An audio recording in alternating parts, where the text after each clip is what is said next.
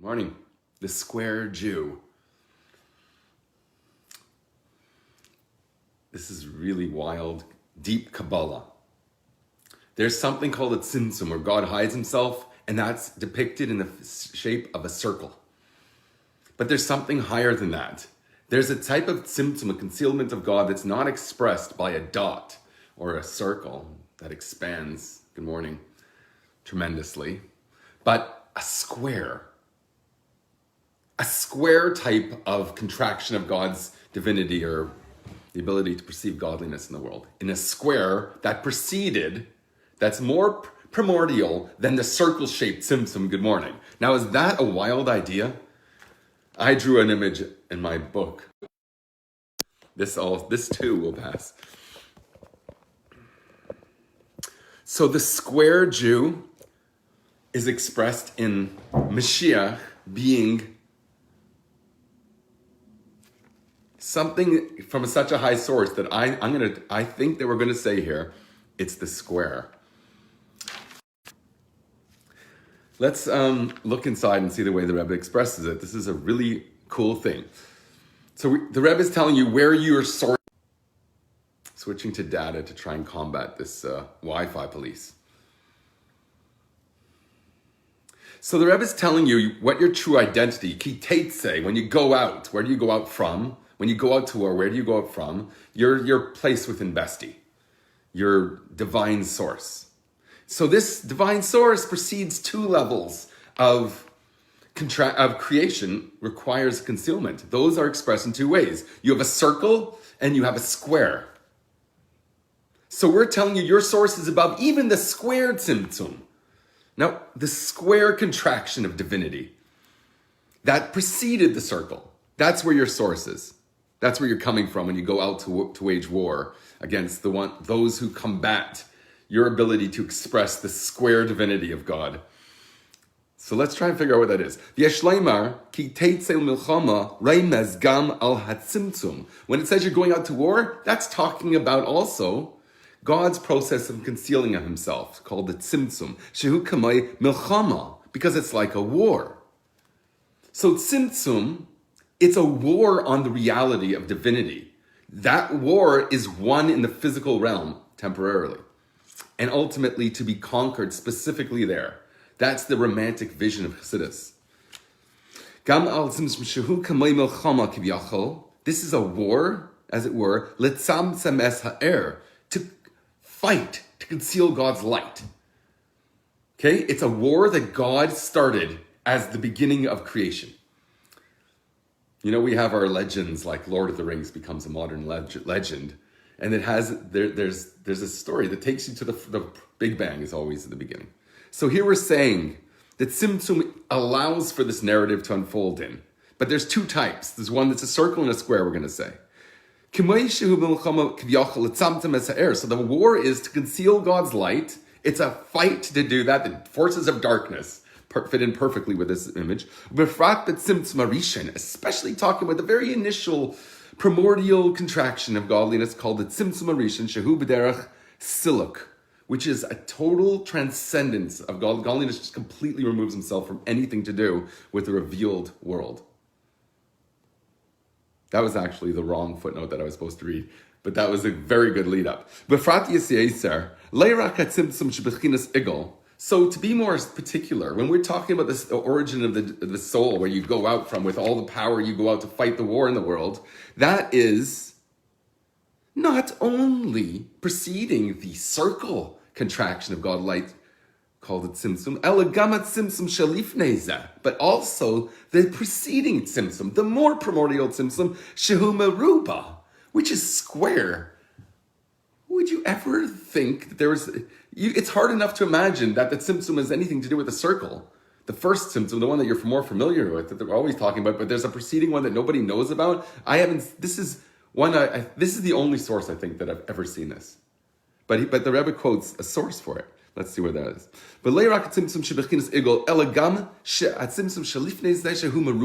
Also the preceding one, which is square, and not circular.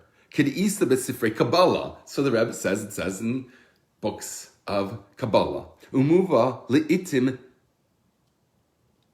nedirais bedrushe Chassidus, and in very select places of the drushim of Chassidus, the Rebbe says, it is spoken about. And he gives you a source and say for Mamarim Tafresh Nun Test rather, Renat, which I have, Baruch Hashem. And I've actually learned through that, but it would be worthwhile to look that up.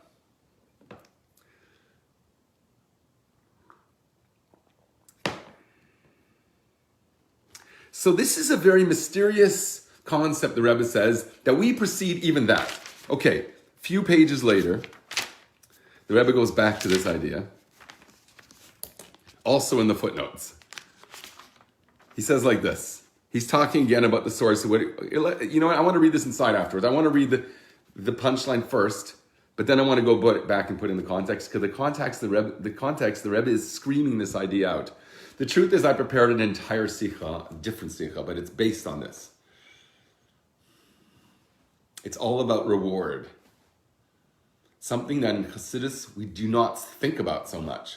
But the Rebbe has very voluminous work on this, on the concept of reward, what the purpose of it, and why you have two aspects of reward. One that's going to be after you finish the job completely, and one is ongoing while you're working the what do they call the line where you manufacture line? I don't know. Then you're allowed to sample the cookies that come off it. If you're working like an animal, it's also mentioned in the same breath in the Alter Rebbe's Shulchan Aruch that an animal also, you cannot muzzle it when it's, milling the grain or whatever you call it, turning the mill. You have to let it partake. I once heard someone use that expression, partake, and I thought it was really cool. I don't partake, he said.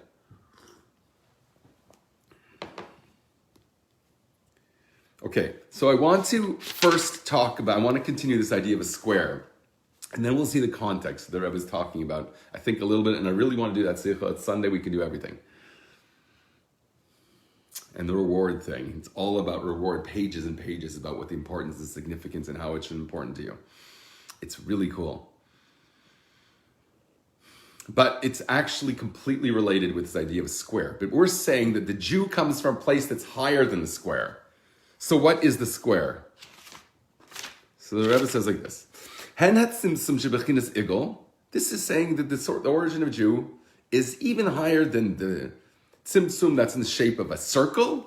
V'hen b'tzimtzum shebechinas meruba, and also the square contraction, kanal ha'ara 29, which I just looked up. Base tzimtzum elu, that these two tzimtzumim, these contractions, kushurim im tayu v'tikun. Now I hope we get this right, which is which. These correspond to two worlds, like in Get Smart. Remember that? There's order and chaos. They did it on Kabbalah. And what's his name? Maxwell Smart works on the side of order. Tikkun. So you have Taihu, chaos, and Tikkun, order. These two forces. You would think that Tikkun is going to be square, right? That there's order, the Mondrians of the world, that want to give order, rather than the Jackson Pollocks that just leave a mess of emotion on a canvas. Shetayu bechinas egulim. So chaos is a circle. When you have no heads and tails, everything is a yin-yang, everything's good, it's all good. In fact, the bigger the yin-yang, the better, as we learned, I think, last week.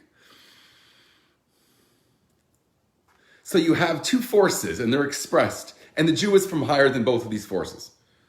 So you have Tayu and Tikkun, Shezehu bechinas egulim. These are the circles, is Tayu. V'Tikkun hu bechinas yesher. When you talk about order, that is straightness. So you have right angles, meruba, square, shalifne ha'igel, which is more primordial. Order is the fact that there's chaos in the world is a bigger innovation. It's more removed from God's essence, which Mondrian depicted in the most glorifying way. Complete order and balance. Wow, that's a force that precedes chaos. So that helps me understand, I think, let's just work this out, something that's always puzzled me.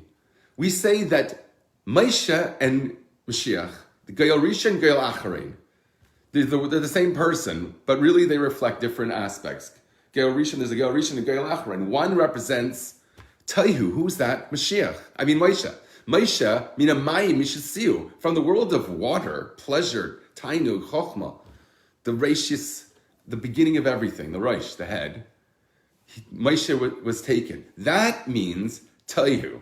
Moshe is associated with Taihu, which I always thought strange, because that makes Moshiach, Geil Achrein, the final Redeemer, associated with Tikkun. But you see here that in a sense, Tikkun has a higher source in the square that preceded the circle. The whole world that we live in, so we happen to come from a source that precedes both, which means that when we enter the world of Tikkun, the lowly world of trying to give order to this chaotic world, the world of Tikkun, which is where we are right now, we have to recognize that our source precedes even that, even the prime directive of bringing order to a chaotic world, which precedes even chaos itself. We come before that, so we Tate say when you go out, because we come from Besti himself, as we'll see in the Rebbe's very romantic terms about this very juicy God. I'm serious. That's the way the Rebbe says, Ad mitzui nefesh. Where did we see that this morning? I think it was in the Tanya. Yes, the Tanya, Ad mitzui hanefesh. I probably bookmarked that. Yes. Kegain lega atzmei b'teira tefillah. You should immerse yourself in Torah and davening, learning Torah and prayer, ad mitzui hanefesh, to the juice of the soul. I think that's very juicy. I'm telling you, this is the secret to Moshiach. You have to have anila deidi v'deidi li. You have to have a juicy religion. It has to be the thing that you're looking forward to all day. And if it's not, if it's the spa or the gym that's driving you, that is very cool. Find God. You have to know God, connect with God in everything that you're into, that you're happening to be doing. That's where you're supposed to find God. The Rebbe emphasizes that more so, I would say, than the more academic approach and just sitting and steiging away learning Torah all day. But obviously you should be driven, and the closest with God is expressed most by learning Torah. And of course, for our prayer is our turn to sort of be grateful for that. So you have these two forces that you precede. And with that, you go out, ki teitze milchama alevacha. I always, on Sundays, I review the week. Because, Shabbos is the time to reflect on it. You should have something to say about it after. You don't ask me on a Monday what's going on. Just give me some time. So the Rebbe actually refers to this whole thing between Moshe and Moshiach, and how Moshiach preceded everything by saying, Baruch Elokim arachafas al pnei hamayim.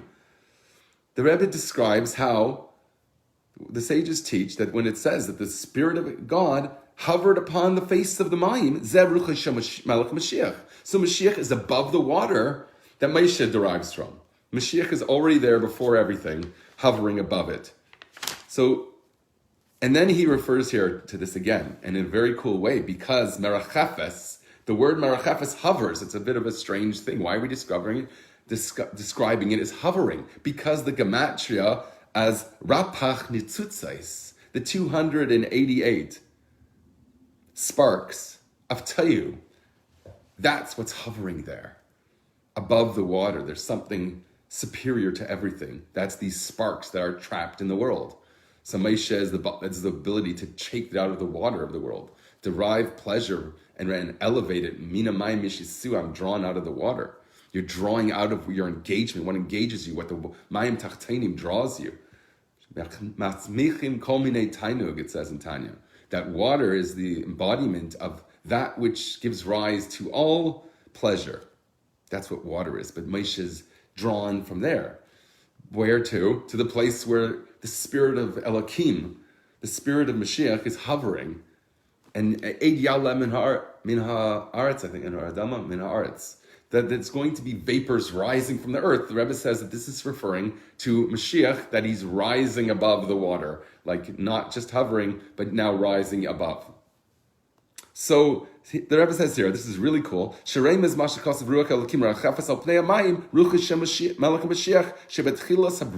this was the beginning of creation, the spirit of Mashiach hovering upon the water. that for that it was created from its outset, from the beginning. Ki sheresh tevas merachefes, because when we say hovers, merachefes, the root of that word, hem eises reish ches pei, 288, rapach nitzutzim de tayu, the 288 sparks of tayu. I hope my math's right there. Shetachlisam matrasam al yedei ma'asinu v'avasinu be'abir shalahem, that their purpose and their whole reason for being created, al yedei, is for us to engage with them and use them in a way that expresses the divinity within that energy, within the physicality of the world. Hiskalus ruchos shel Malach Mashiach, and that's called the revelation of the spirit of Mashiach. When you do that, you engage in the physical world and use it the way you're supposed to. That is revealing the spirit of Mashiach on the world. Shemarachefes, which hovers, shebeschilas habriya, from the beginning of creation. And then that, in effect, is the power with which that we're supposed to go out with onto the war of the world, like Yetzim Milchama Leivacha, when you go to your enemy, that which conceals. We say that there's a war against revealing divine light. So our mission is to go out and fight against those darkening forces of the world.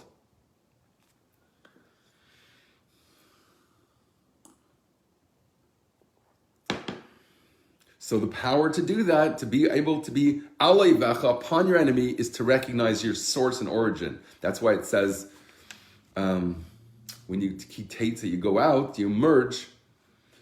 Good morning.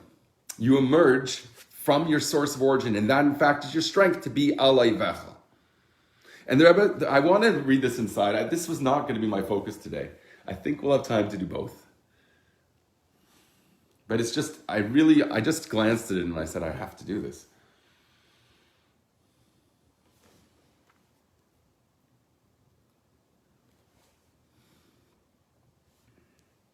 I'm not going to go over too much about the identity part because I think we covered that enough. But the Rebbe does go at length about it. Just one part. There's a state that exists before you've even begun to do any efforts to serve God, Besti, lifnei habriya, which is preceding prior to creation. Ki kaidim shenivra ha'olam haya hu levad yachidim yuchad memalakola hamakam hazeh shebara bei ha'olam. That before creation, it was just God filling the place in which creation was to be established. Ella. God added an innovation, a new idea, that there's a purpose now. That through our efforts, because we are one with God's very essence, so we therefore become his agent of this experiment. In the world, that through our efforts, we bring the very essence of God, because that's our origin. When we engage with the world and conquer it, then we've had the expression of the very essence of God, because that is fulfilling his desire that he allowed himself to have, which is to live in the physical world.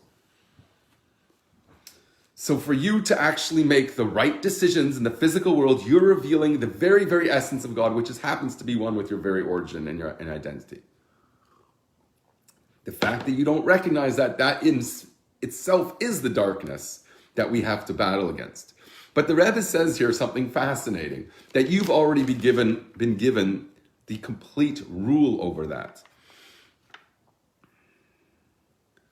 And that's basically recognizing the identity. And the Rebbe describes it here in terms of tranquility, which is very cool.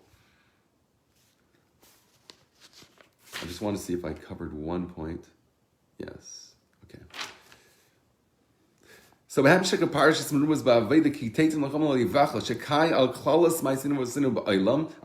efforts are this war against the enemy, which is to conceal godliness, especially in the times of exile, which we're now completing. It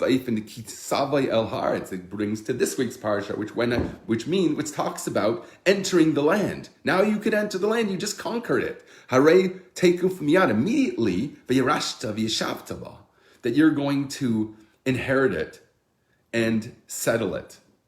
Once you begin that victory march, you're going to immediately inherit it and settle it. Shekai al gula mitzvah shlema al yidei Moshiach tzidkenu kanasif gimel. Hainu shigam avidasem milchama bebiru ha'elam hi ba'efen shel menucha vehisyashvus.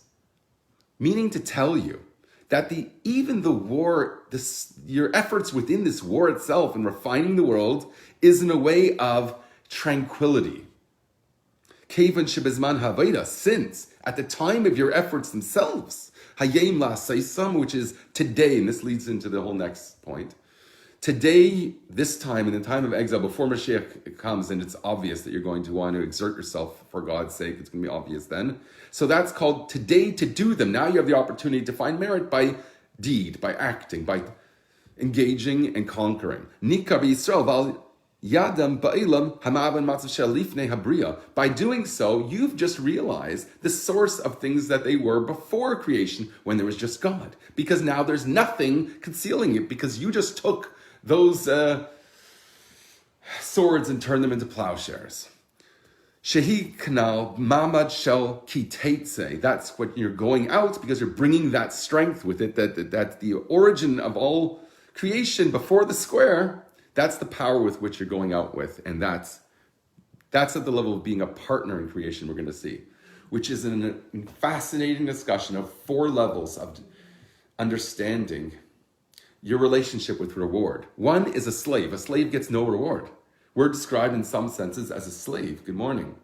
And in that sense, it says when you have a slave, you acquire a master, because you have an obligation to take care of your property, just like you have to take care of your house and pay your bills to keep the electricity running through your house. You have an obligation to the property of your slave in this biblical sense, representing an idea that there's no reward there. So the model of the Jewish people serving God and receiving a reward, which is one of the principles of our faith, as the Rabbi goes on to describe at length,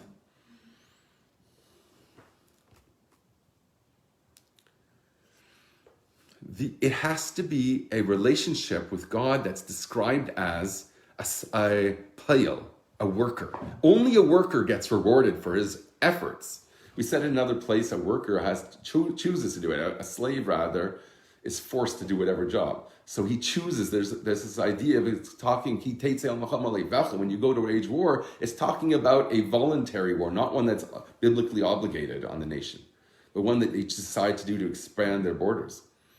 And that is the model for your whole service of God, because it's your choice. God consulted with you for creation, and therefore you're one with Bestie himself and the whole idea. So therefore you wrote yourself as an author, yourself or the publisher, whatever title you want to give yourself on your door. You're one, therefore, a partner in creation.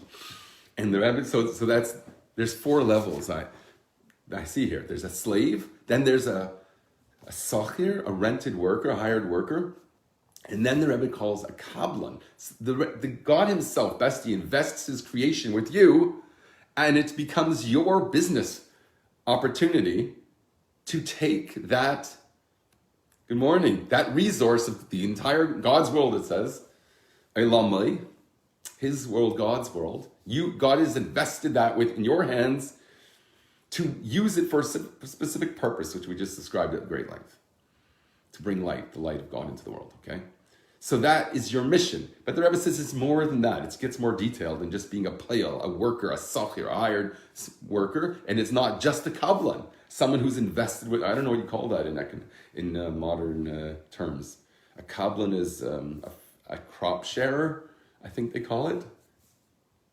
I just don't know about agriculture, so crop share doesn't mean anything to me. It sounds like a timeshare in Aruba. Good morning. I think it is the same idea. Good morning.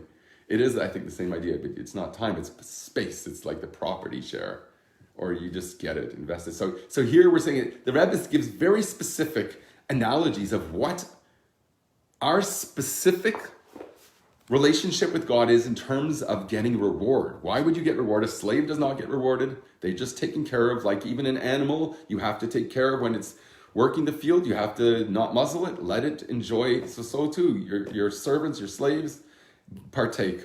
They partake. But then you could have a volunteer worker. Then you have a relationship. You have to reward him. He did his work. You reward him. But what kind of worker? It's not just a regular worker. The Rebbe says, because the Rebbe entrusted you with God trusted you with the entire world. So it's more of a kablan. You're a crop sharer. It's your responsibility to use the entire resource of the world towards God's end. And in that sense, you split the profits. But the Rebbe says the model is very specific. And since God follows the Torah that he gives us to follow, the law that describes the reward is very defined according to a specific halacha that I spoke about last year. You could look it up. It was called, I am the eggman. Because the specific halacha, the Rebbe quotes Rambam, the laws of being a partner in an egg business, where this is not a joke, I'm serious. Okay, I can't find the source right this second. It's in the other one. Okay. So, but I just happen to remember it. It's not, I don't remember the source, it's Rambam. The laws of the eggman, that your relationship in terms of reward, it has to be very specific, but we'll see why. And it's a beautiful allegory. But God supplies the eggs and you supply the chicken. So you're in the chicken husbandry business partnership with God. It has to be that, specifically eggs. Why? Because an egg represents something that's in potentia. It's potential to have a chick come hatch forth from it. So it represents that God's entrusting something, a resource for you that is hidden at first. You don't see the great advantage of doing things this way, but you just put your tuchas in place and have your chickens, what is it called? Whatever they do to make the chicks hatch, they give them warmth by sitting on them. Okay, it's a really cool thing. And so the eggman, so you're in a partnership with God called in the egg business, that your chickens, so you have these eggs that later hatch and to turn into chicks, and that you split the profits with God. And the Rebbe describes what that splitting is. A profit has to benefit both partners. So the Rebbe says, it's really cool.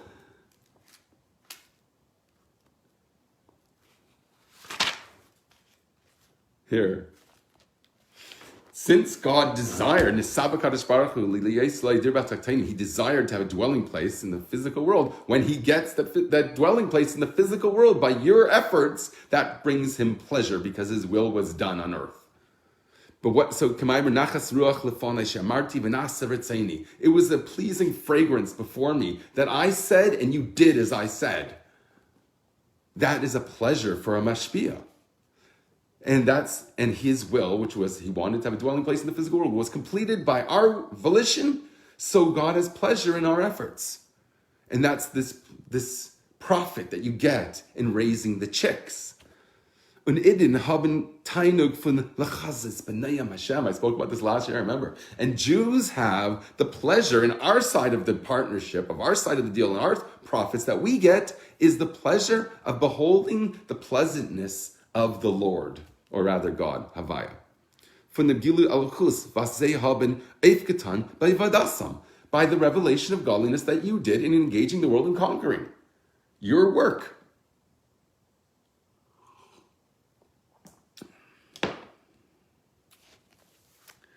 This is a very long sikha that is gorgeous. It will take probably an hour and a half or an hour to do it properly, and I really wanted to go through the whole thing. But I think maybe we'll do that tomorrow. I don't know. Go through the whole thing. This will be an introduction to it. Oh, here it is. Ramach Hilchas Shluchim V'Shutvim Reish Perek Ches. Rambam has a section on emissaries and partnerships. The beginning of chapter 8. Look up Rambam. I am the eggman. I don't think he gave it that title, but. And in the Alter Rebbe's Shulchan Aruch it says, together in one breath, Adam oy behema, eichli ma she'esim bay. They eat, they partake of what they're involved with. If they're, packing bananas. When I worked in the kibbutz, in the south of Israel, I packed peaches and stuff. And I ate them, and I did worse with the peaches. We used to have Rambo fights. I was a kid, and I had crazy friends.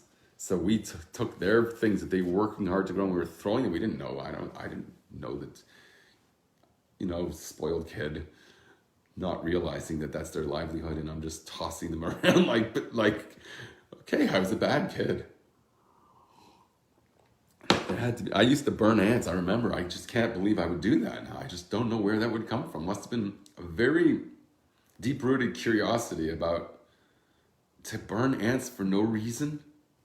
I don't know where that came from. I became a nice person, and yet I did that as a kid.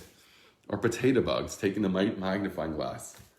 Or maybe it's from growing up around people that would take and this is gross, they would take all the legs off of daddy long legs and watch it just sit there. Basket case. Wow, but where does that kind of evil come from? In a kid, an innocent child. Does anyone have an answer for that?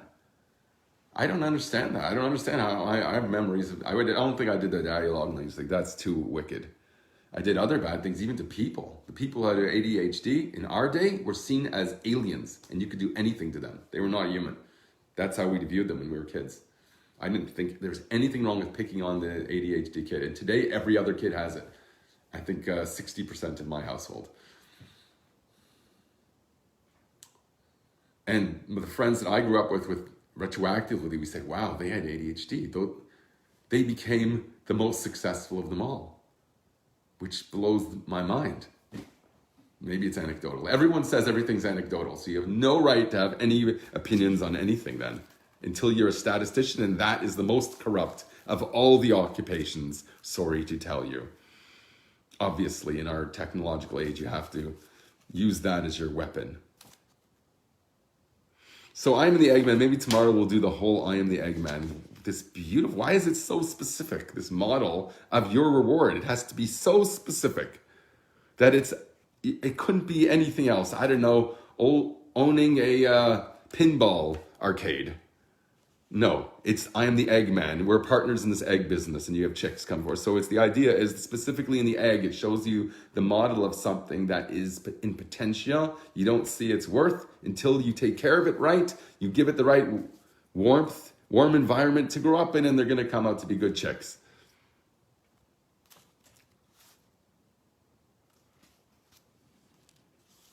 The Rebbe quotes the whole halacha at length.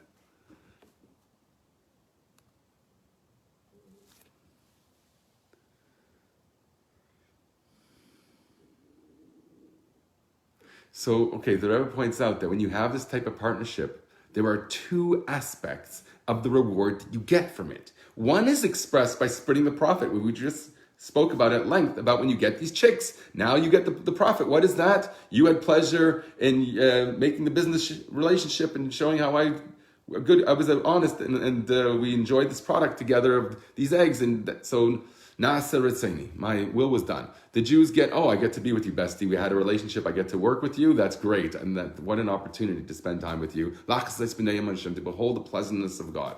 That's what we get both of the deal. But there's a different part that's described at length in Rabbi and other sources about all the testimonies, Havtachas v'yudim tayvim begashmias. All the things said that you're going to get. If you are a good person, you're going to have everything, the rain in its time, and everything great.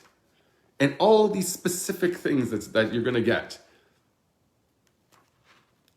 And that happens right now. You don't have to wait till the Garden of Eden. Finally, I get there after 120 years. You don't have to wait till that time for this particular type of reward that empowers you to have a healthy life and therefore be able to use that.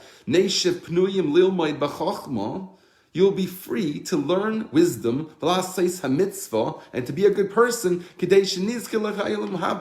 in order to merit the life of the world to come, which is the ultimate expression of God's appreciation for your efforts that is going to give you a dim sum body, the tchias hamesim, the resurrection of the dead, or better, just be humble and you don't even have to die, the Rebbe says. It's just going to be a transformation and a health process that unfolds in a way that's going to look like sick people being healed. And you could see how God directed the whole healing process. I've spoken about that at length before.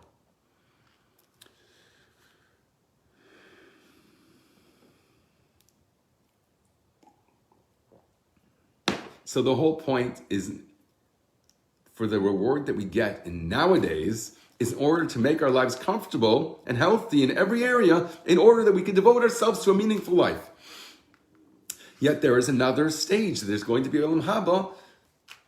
There's Rambam and Ramban that disagree about that, what that means. According to Rambam, that means after the resurrection of the dead, there's going to be a spiritual world that's even higher than that. But Ramban and Chassidus goes according to Ramban on this, that specifically in the physical world, we're going to have this experience of the ultimate reward. And then there's Elef HaShvi, which transcends that, which is a bit hard to understand. So you have two types of reward. One that's ongoing prior to the ultimate celebration of creation, which is Olam Haba, the world to come. So you have this time now, and you get reward in the sense that it makes it easier, more comfortable for you to devote yourself to a meaningful life, to merit that time that's going to be afterwards. And that is represented by two stages in this eggman business. One is taking care of the thing, and during that time where you're taking care of these eggs, you're doing animal husbandry on them, or whatever you call it.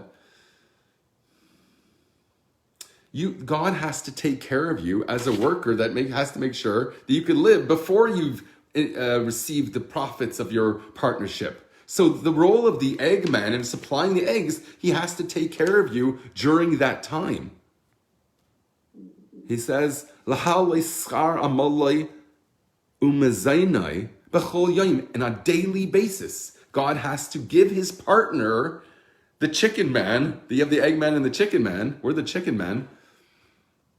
He has to supply us in our day. We didn't make the profits from the thing yet. We're investing our time. You only get that when we're done the whole thing. And the Rebbe says there's two ways to do it. There's one on an individual basis and one on a historic, aggregate basis, that all the Jewish people's efforts combined in history has this time, this general time in history that we're going to receive reward for it. That's seeing ourselves as one embodiment. And therefore, today to do them and tomorrow to receive the reward. How can you do it? How could God, therefore, break the rule that you have to pay today your worker, as we learned in this week's parasha, this week's chapter? Parashas Ki Teitzei, it speaks about these laws, that you have to pay your worker today. Well, how do we say that the sages teach that it's going to be lamachar, tomorrow, to receive the reward? Why would God hold it on? So in fact, there are commentaries that say that's Hashem, God is ma'achar scharam. He withholds the reward from tzaddikim gmurim. Afilu. Even of the completely righteous, he delays their reward biz lemachar, to tomorrow. But how could he do that if he's bound to follow his own rules? And his own rules say when you have a partnership. So that's the Rebbe's answer. It's not just a hired worker, that it's a very specific type of relationship. It's a partnership whereby you have to take care of the worker today. And that is in the sense that he's giving us today. But nevertheless, God has this making you hungry process. What do you call that? This appetizer, this tease of a time before the grand feast. And he's ma'achar scharam for tzadikim gemurim afilu. Even of the completely righteous, he delays their payment. That's talking about the ultimate payment when the aggregate efforts of all the Jewish people are going to be paid for it as in celebrate together. So there is this aspect of ma'achar scharam. God delays our reward, but he gives us what we have to get now. So the Rebbe fits in the perfect halacha to allow it all to make sense by this idea of a partnership. And a partnership you do pay today. Okay, if you're the one that's doing the work, the other guy's just sitting there using his assets and giving them to you to use. So your efforts are rewarded separately than the profits that you're going to reap afterwards when the chicks have hatched. Isn't that a gorgeous allegory? So therefore, the Rabbi says at length that God has to give you all allegory, everything that you need.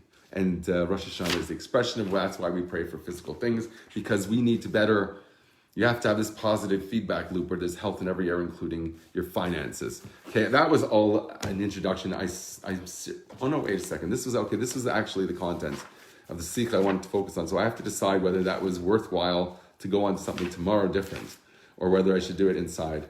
I really wanted to do it inside because I think it's that fascinating. I took notes. I said there's 4 levels. There's the slave, there's a sachir, a hired worker, then there's a kablan, this crop sharer, and then there's a shutaf.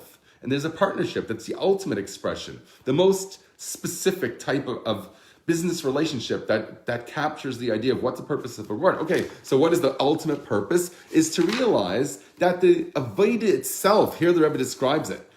This is gorgeous. I have to read this part.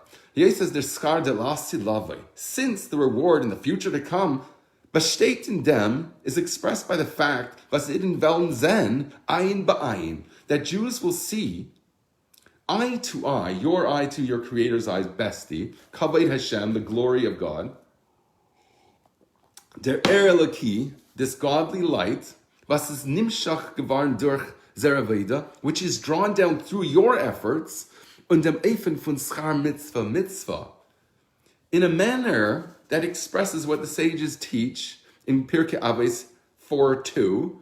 They say the reward of a mitzvah is a mitzvah itself.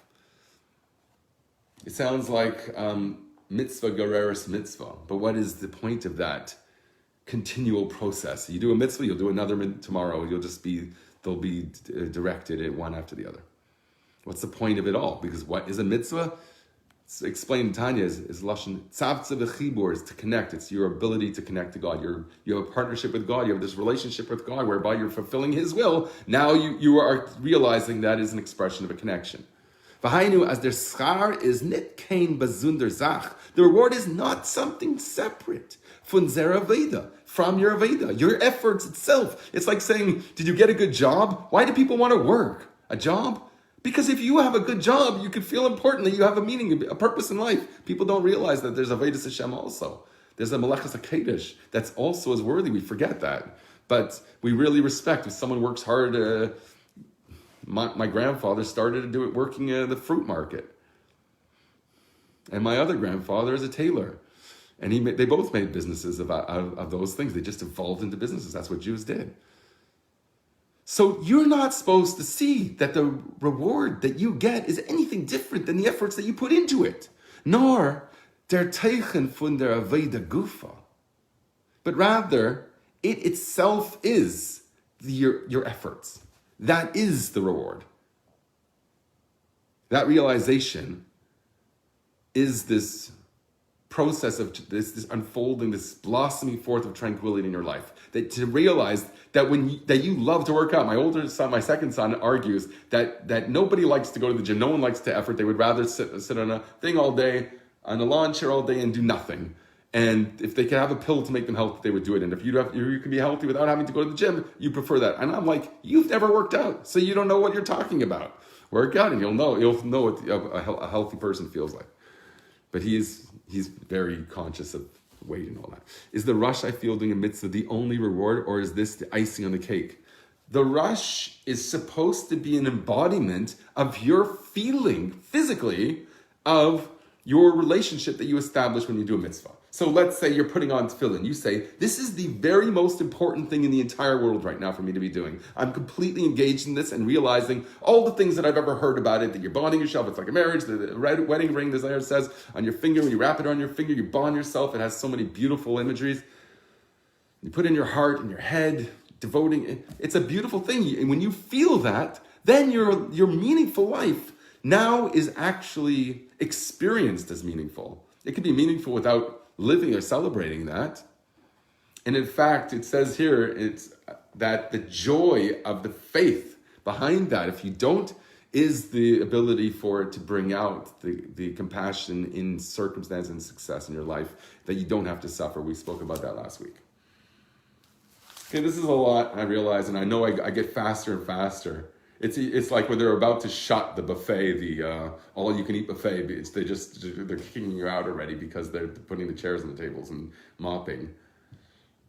You start eating a bit faster at that point. When I see that it's like I have to daven at some point, I suppose, this morning, I'm trying to cram more and more in.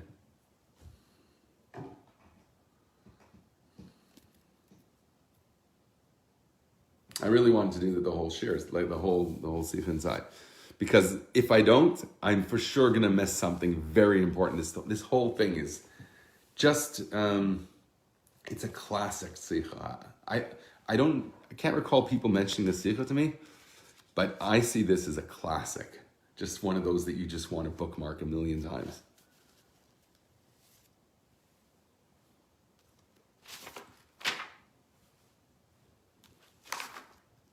So the square thing is just the origin, that is the power for you to engage in this successful business relationship with the eggman and the chicken man together.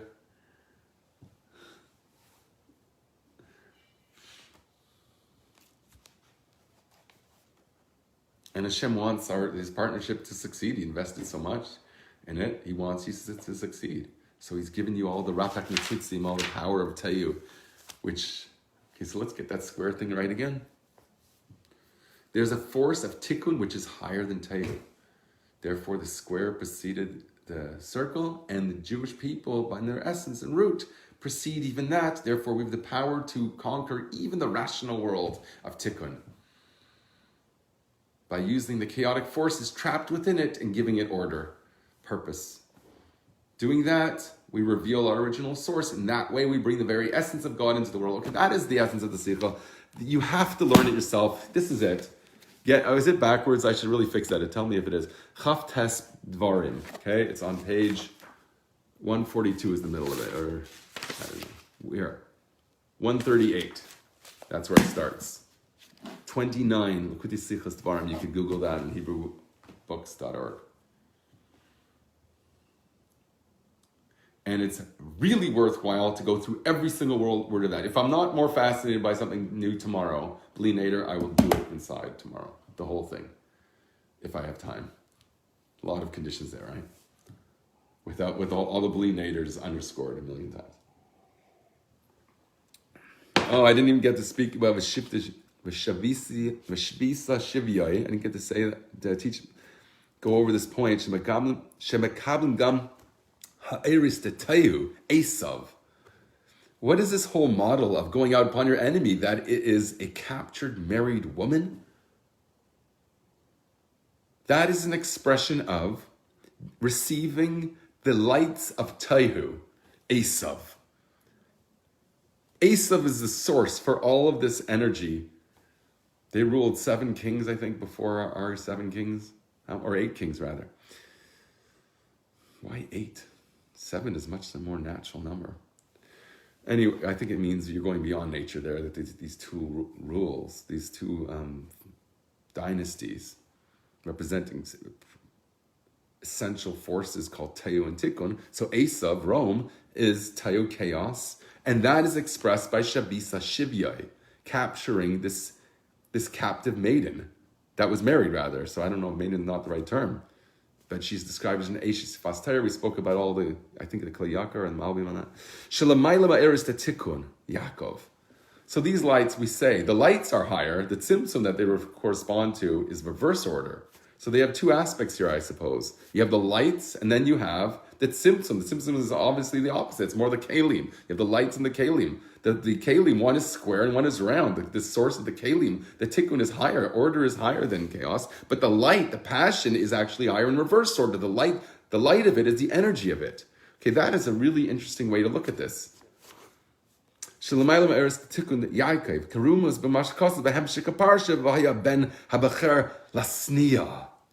oldest one was to the hated one. By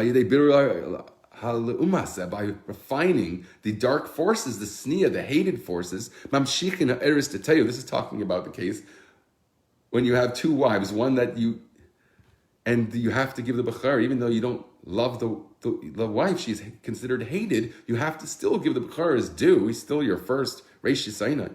Mamshikin ha'eris deteu shekaidmim b'cher la'eris detikun. And in so doing, by refining the hated, the other forces of the world, by refining that, by engaging in it and conquering that, you draw down the lights of Taihu shekaidmim b'cher la'eris detikun. The higher lights, you've managed to get the eris the Taihu, the chaotic lights in the kalim detikun. I think that's what we're describing here. Here we're calling it Mamshichin Eres T'Teu. You're drawing down the lights of chaos. Shekaidmim, and the lights are higher. Becher, that's why it's described as the firstborn. La Eres T'Tikun, which are not the firstborn. Esav preceded Yaakov in birth. Yaakov was only holding his ankle to Esav. V'yaserem izeh, more so, shemeskala ba'elam hametzias hamitis, by revealing in the world the true fact, she saw Yaakov kaidmim, that the Jewish people expressed by Yaakov actually did proceed in terms of conception. They were conceived first. Bikurim, v'l'maylam ba'elam hatayu, and they are higher than the world of Tayu, the lifnei hatzimtzum, and before the very tzimtzum itself. So their source is more to do with the tzimtzum than the light. We use the lights of our brother Esav, Rome. We use that chaos, that hedonism, as our power to... Yaakov gets to decide what to do with that energy. And that's called the square. And even before that, that's the power to impose the square upon the circle, recognizing the precedence even before that. Okay, is that covering the full topic? Let's just see if we finish the paragraph. That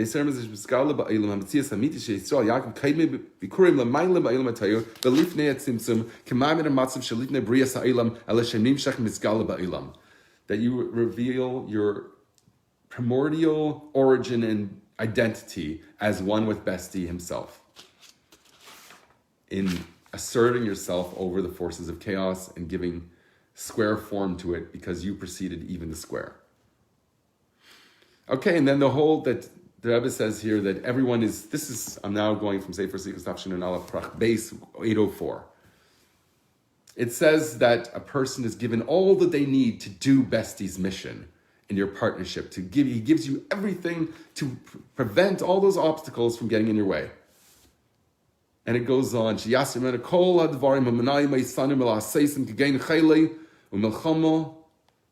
and war, v'rav, hunger, and he gives to us, this is Rambam, I think he's quoting, all the goodness that strengthens our capacities, our hands, to do the will of the Torah. For example, being sated and having peace and a plethora of silver and gold. May everyone be blessed to see this in their lives. And in addition to this, in a way of also receiving reward, because you have to give them today to do them. You have to get in the time of the effort itself. You have a relationship, a partnership with God that He has a contract with you that He has to provide you to make it easier for your partnership to be successful. As it says in that week's part what we just came from, not just a spiritual reward, the Rebbe says, and including the revelation of God's infinite light, Ella, but also gam schar gashmi, also physical resources. Me'ein v'dugmas haskar gashmi shebeis Moshiach, something that will be as it will be when Moshiach comes. So you have that now. This is a promise of the Torah, that you have the ability to have a certain mindset to allow you to succeed way more than you would have naturally been able to succeed by getting Besti on your side, by just acknowledging the relationship. Sheba says, so of the time of Moshiach, it says in that time there's not going to be any famine and no war. There's going to be a lot of goodness, guaranteed income, guaranteed is what I say. And all the delicacies will be as common as dust, and nobody will even reach under the table to grab them, because they'll be busy doing something more personal with God, as opposed to just stuffing your face with madanim and tzilim ka'afar.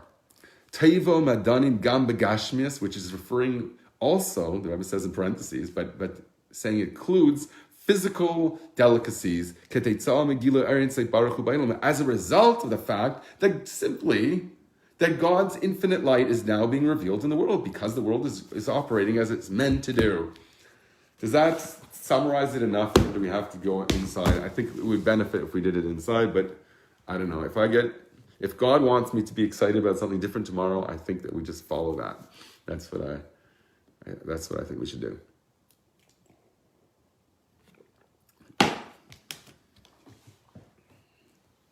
So everyone have a good vach and a successful day. Well, on Sunday you have to be successful. Can you just enjoy the fruits of your labor? In some sense, say Sheishis Yamim Tavad, you're not allowed to make a Sunday. I just say work, but work on other things. Work on your guitar skills.